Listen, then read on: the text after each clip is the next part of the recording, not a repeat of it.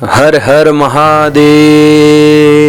नैमिषारण्य के ऋषियों ने पूछा कि हे सुत गोस्वामी, किस प्रकार का शिवलिंग जल्दी फल देने वाला है। शिव पुराण के विंध्येश्वर संहिता के 11वें अध्याय में सुत गोस्वामी उत्तर देते हुए कहते हैं, हे ऋषिगण, अनुकूल एवं शुभ समय में किसी भी पवित्र तीर्थ में अथवा नदी आदि के तट पर अपनी रुचि के अनुसार ऐसी जगह शिवलिंग की स्थापना करनी चाहिए जहां नित्य पूजन हो सके। सबसे सरल उपाय पार्थिव द्रव्य से यानी कि मिट्टी, पत्थर आदि से, जलमय द्रव्य से अथवा धातुमय द्रव्य से, सोना, चांदी, लोहा, कांसा पदार्थ से अपनी रुचि के अनुसार कल्पोक्त लक्षणों से युक्त शिवलिंग का निर्माण करके उसकी पूजा करने से उपासक को उस पूजन का पूरा पूरा फल प्राप्त होता है। संपूर्ण शुभ लक्षणों से युक्त शिवलिंग तत्काल पूजा का फल देने वाला होता है। यदि चल प्रतिष्ठा यानी शिवलिंग को आप अपने साथ कहीं पे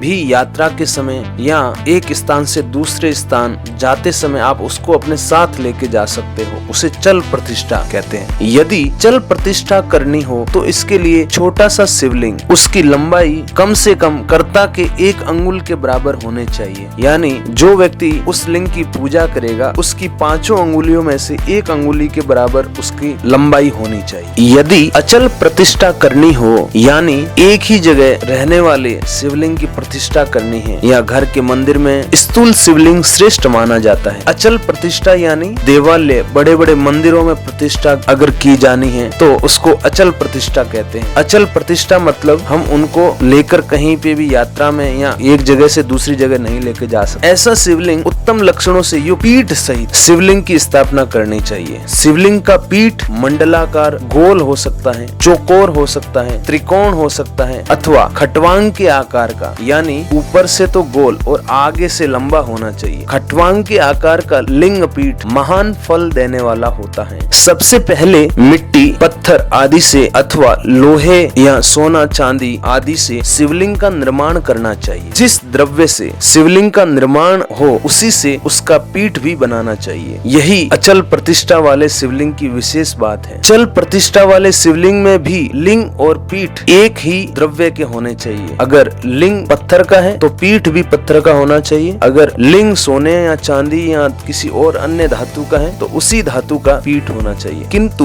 बाण लिंग के लिए यह नियम नहीं है। बाण लिंग जो कि नर्मदा नदी के अंदर पाए जाने वाले लिंग होते हैं वो साक्षात भगवान शिव के लिंग होते हैं। उनकी ना तो प्रतिष्ठा करने की आवश्यकता है और ना ही किसी अन्य विधि की आवश्यकता है। बिना किसी नियमों से उनका पूजन किया जा सकता है। लिंग की लंबाई निर्माणकर्ता के 12 अंगुल यानी कि हमारे एक हाथ में 5 अंगुलियां हैं। ऐसा ही शिवलिंग उत्तम कहा गया है। इससे कम लंबाई हो तो फल में कमी आ जाती है। यदि इससे अधिक लंबाई हो तो इसमें कोई दोष नहीं है। शिवलिंग 12 अंगुली से लंबा होना चाहिए, लेकिन 12 अंगुली से छोटा होगा तो फल में कमी आएगी। ये थे शिवलिंग के लक्षण।